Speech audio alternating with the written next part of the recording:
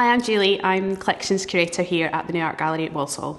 Here&Queer is the first in a series of projects over the next 3 years where we hope to increase the visibility of diversity in the collections displays.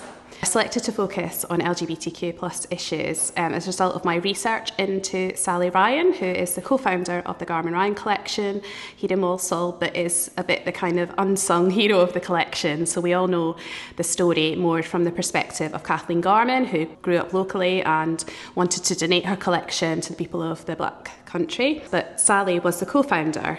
She died relatively young from throat cancer in the late 60s, and so basically this collection is also part of her legacy, but is very much seen through the perspective of the Garman family rather than Sally's herself. So I was doing some research and investigating into Sally, who was an openly queer woman at a time when it wasn't openly permissible to do so for the general public. She was very privileged in that she came from a wealthy American family and background, so she had this kind of wealth.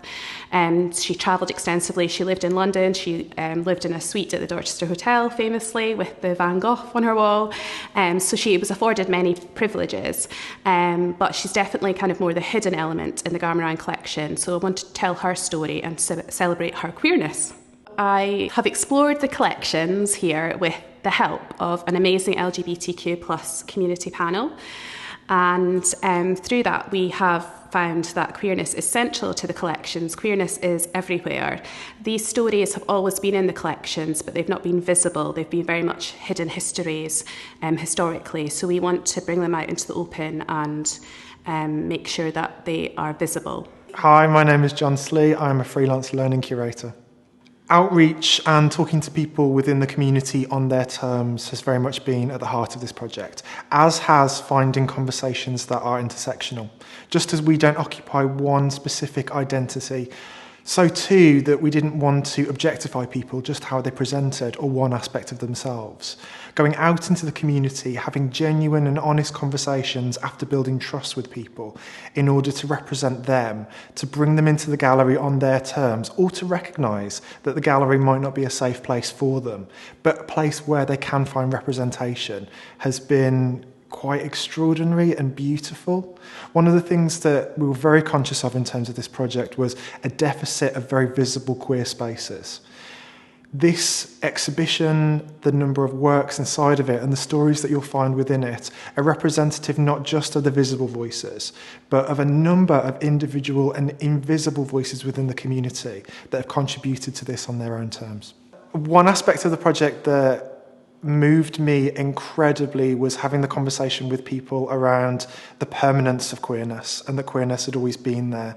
Working with queer youth, for example, in safe spaces for them has been extraordinary because while they're used to contemporary queerness, the ability to question historical queerness via this collection, a collection that is owned and in place on behalf of the people of Walsall as stakeholders, has been extraordinary.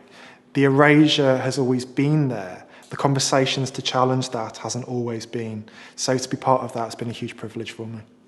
I'm Alex Billingham. I'm one of the participants on the group. I'm a trans disabled queer artist from the West Midlands.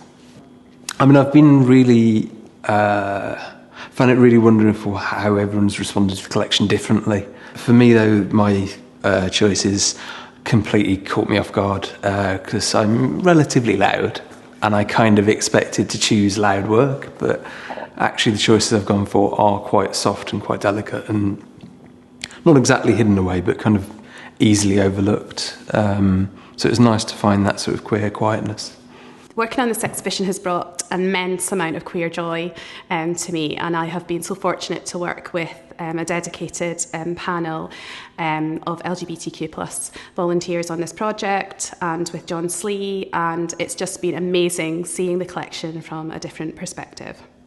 Oh, I hope the people from Walsall take from this space conversations around togetherness and joy, and that the queer experience is not representative, but laid out in so many different forms that we can access, whether people are looking for meaningful, sharp conversations on identity or looking for togetherness and joy.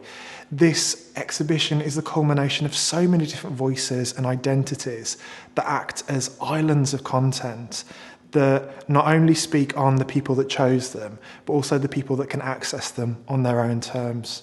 I hope people find this as varied as the people that have worked on it.